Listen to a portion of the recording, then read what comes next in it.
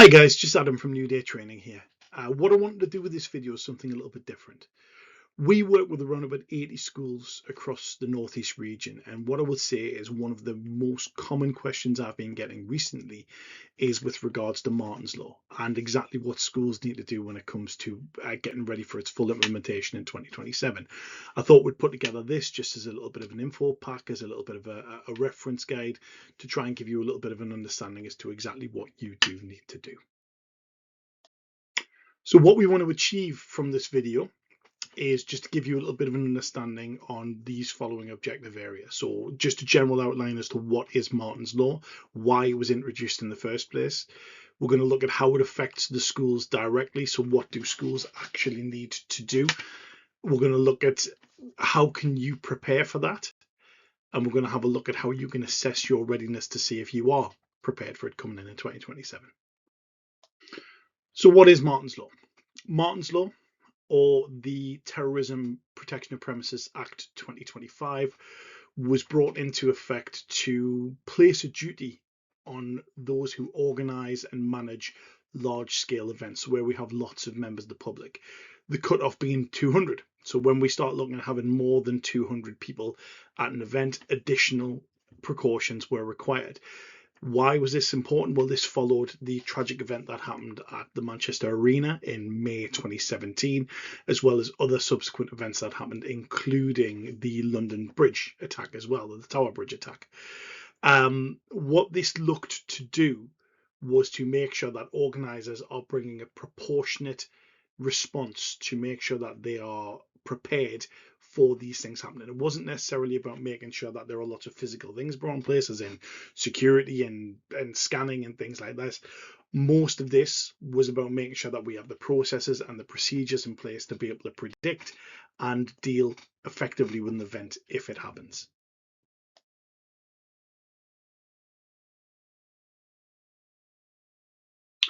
So why do we call it Martyn's Law?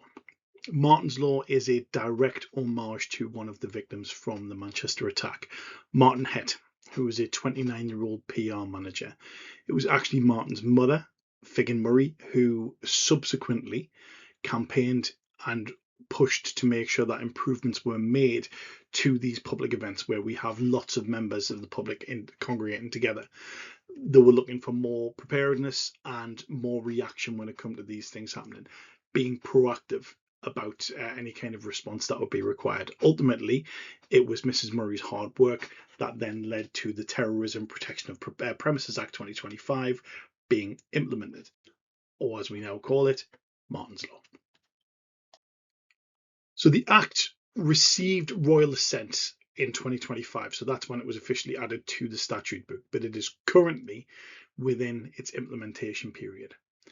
There is a little bit of a grace period that's given. Once a new piece of legislation is enacted, there is a grace period there to allow people to get up to speed with it. So the grace period that was put in with the Terrorism Protection of Premises Act was 2 years. So it was implemented in 2025, but we are currently in the implementation period, which means that we are now in a period of time where we need to make sure that we are fully ready for its enforcement. It will be fully enforced next year. So even though we are in 2026 and it's a 2025 Act, we still have a little bit of time to get ready for it. So does Martyn's Law apply to schools?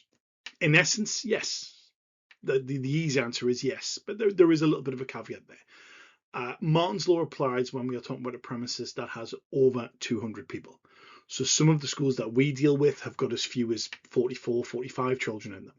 Martyn's Law wouldn't directly apply there. It doesn't mean that we don't still need to be ready for some of the events that we're going to be talking about, as in Evacuation and lockdown, but you wouldn't be subject to the law. It would be in there as a best practice rather than as a legal standard. Any schools where there are 200 people plus on site, it then becomes a legal standard. So that is primary schools, that is secondary schools, that is academies, that is FE colleges, that is any kind of special provision schools as well. They would all be applicable so long as there are more than 200 people on site. But schools have been given a slightly unique take on the law. Generally speaking, when we're talking about Martyn's Law, it is split down between two areas. We've got a standard tier, which is anything from 200 up to 799 people, and then we have an enhanced tier where it is 800 people plus within the premises. Generally, the standard tier is more about preparation. It's more about having the process in place, whereas in enhanced tier, we have to take some very, very direct precautions to prevent these things from happening. And there is a lot more that is required under an enhanced tier event than there would be under a standard tier. Schools are given special dispensation in the fact that there was already so much good that's going on inside with safeguarding, with other protections that are in there. The fact that it's a secure premises anyway. Even your larger secondary schools, even your schools where you will be significantly exceeding that 800 limit, you would still be treated as a standard tier site rather than having to go down the enhanced tier route. What do we mean by that? You need to take proportionate requirements. So what do schools actually need to do then? Well, you need to have your emergency planning in place. You need to make sure that you have considered it as one of the emergency situations that can happen, much like fire. You need to make sure that training is in place as well. Training with staff, training with those who are responsible for the implementation and the management of the emergency procedures. You need to make sure, and this is a very important one, you need to make sure that there is effective communication in place. Now, if you look down that list, we have got lockdown, invacuation, and evacuation.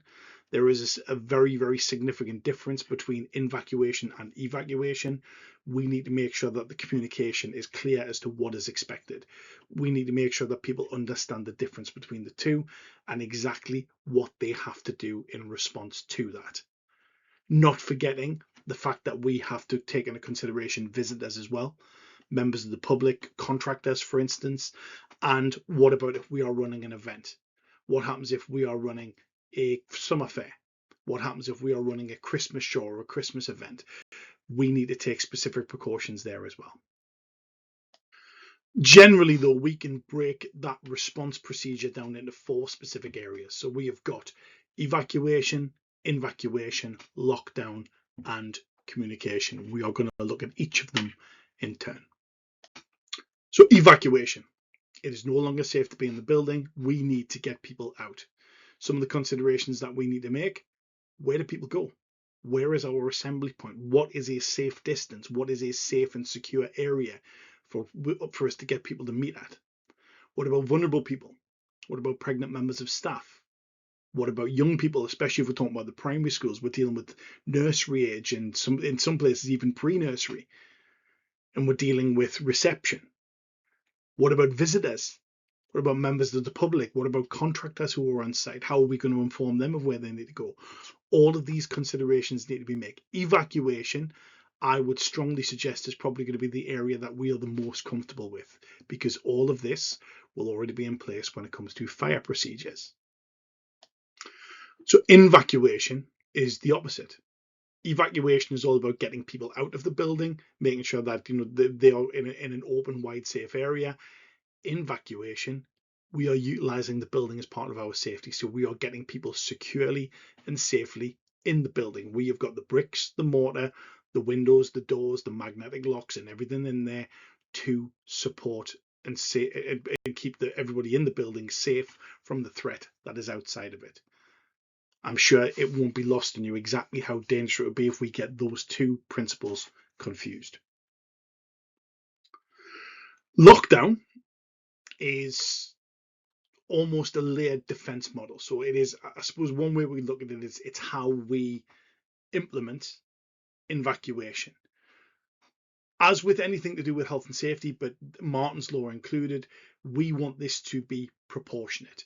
Now, some of the ways of looking at that, you could look at this as a RAG-rated system, so we could have a red lockdown, an amber lockdown, a green lockdown. We could look at this as a high, medium, low. We could look at this as a partial lockdown and a full lockdown. Not every threat is going to require that we have children under desks and we have to have everything blacked out and everybody completely silent. We need to make sure that we have built that into the processes that we are developing. So we will have a proportionate response to the level of threat. But yet again, that goes back to making sure that we have clearly communicated that principle and those processes out. So the types of communication that we need to be aware of, especially being internal communication. How do we let people know that they are in lockdown? How do we let people know that it has ended? How do we let people know the type of response that is required? How do we let people know that they need to stay in the building, or if they need to go out the building? We need to be very clear, concise with what the type of communication that we are giving are, and make sure that people know the exact response that is required. Another consideration, what about parents? Now, we dealt with the situation in the schools that we cover, and it wasn't a live lockdown, but there had been a social media post that had been put out, and there had been information that had been put out there, and the parents responded by going to the schools and trying to get their kids out of it. Now, in a live lockdown situation, that is the last thing that we would want, because then we have a lot of other people putting themselves into danger as well. So we need to make sure that we have got that clear communication process with parents as well. Parents will always act emotionally when it comes to their kids. I have 2 primary school age kids. I know exactly how I would be feeling. I know exactly how I would be acting to it. But we need to make sure that as the school, we are giving as clear an instruction to the parents as we can, especially to make sure that they keep themselves safe, as well as leaving it to us to be able to make sure that the children are. What about communication with the emergency services? We want the police there as quickly as possible. And again, we need to give consideration to visitors as well. People who are not necessarily aware of the rules on the site, people who may only visit us once or twice a year. We need to make sure that they know exactly what they need to do, and the level of monitoring and supervision is sufficient. So some of the tools that we can utilize to try and support with that visitor management. One would be our sign-in system. We've got a system that'll be in place where, whether it is a manual system where we just get people signing a book, or whether it is one of the electronic systems where they'll go through. Certainly, if we're talking about the latter, what we can do is we can build that information to the signing app. We can make sure that it tells people exactly what they need to do on Invacuation, what they need to do on Evacuation, what the difference is between the two. We also have an understanding as to who is in the building and who is out the building. So when it comes to our duty, then roll call, we will know exactly if anybody is missing, or if anybody needs to, we need to take additional precautions for anybody else. What about contractors? Well, contractors coming on site, we will include this as part of their induction. We'll make sure that we go through all of this specifically with the contractor. So again, they are fully knowledgeable in exactly what needs to be done throughout these processes. So site security considerations. What I would say with this one, it is not just about throwing money at the problem. What we are not trying to say, all the way through, we would say there should be a proportionate response. This isn't about bringing in airport style security to try and get people into school. It's not at all. What we need to do is we need to make sure that people are aware that there is a problem. They're aware of what to do in it, including the reporting. They're aware of what the procedures are, what they need to follow, and we need to make sure that everybody's trained to understand that. That will include drills. So what I want to do now, I want to take a little look at what different roles within the school structure need to do when it comes to compliance with Martyn's Law. So let's start up at the top. Now, this, if you're in a MAT, this will be, you know, the trust. This will be your CEO. This will be the leadership team at trust level. Traditional schools, this will be your governors. You know, this will be your sort of academy leads. This is your senior management. These are your decision makers. They need to make sure that they've reviewed Martyn's Law requirements, so they know exactly what is required by law. Are emergency plans in place? Have they been tested? Has staff training been completed? So do all staff know what they need to do? And are responsibilities clearly assigned on site? Now, if you are a governor, if you are the CEO, let's say of a trust, we work with a trust that is around about 50 schools. If you are the CEO of that trust, you are not going to be at every single school all of the time. So you need to make sure that you have delegated. So have responsibilities been clearly assigned at school level, and have they been delegated out effectively?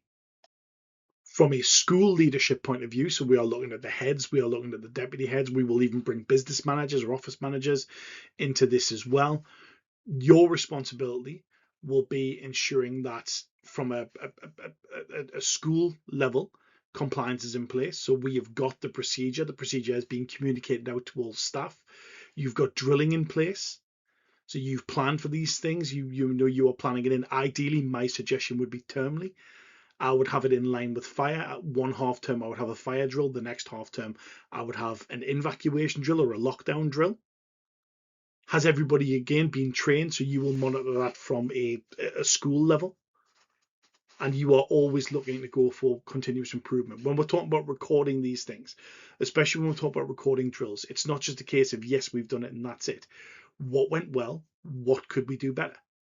This should be seen as a learning experience. This should be seen as a learning opportunity. So what went well? What could be better? And then we come down to our members of staff. We come down to our teaching staff. We come down to TAs. We come down to our support staff. Your responsibility would be making sure that you've read and understood the process and the procedure. You are engaging with those regular drills, but your main responsibility is going to be classroom management.